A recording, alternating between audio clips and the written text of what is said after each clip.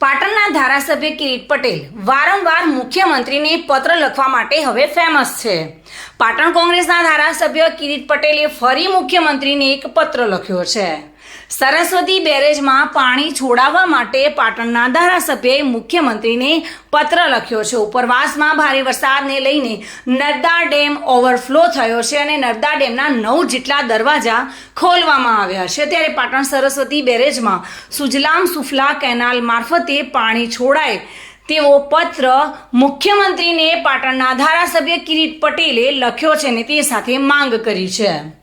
સરસ્વતી બેરેજમાં પાણી છોડવાથી ઉત્તર ગુજરાતના ખેડૂતોને સીધો ફાયદો થશે અને પાણીના સ્તર પણ ઊંચા આવશે, જેથી નર્મદા ડેમનું વધારાનું જે પાણી છે તે સરસ્વતી બેરેજમાં છોડાય તેવી માંગ કરવામાં આવી છે અને તે બાબતે મુખ્યમંત્રીને સંબોધીને પાટણના ધારાસભ્ય કિરીટ પટેલે એક પત્ર લખ્યો છે। પ્રવીણ યોગી સાથે bureau report, today Gujarati news.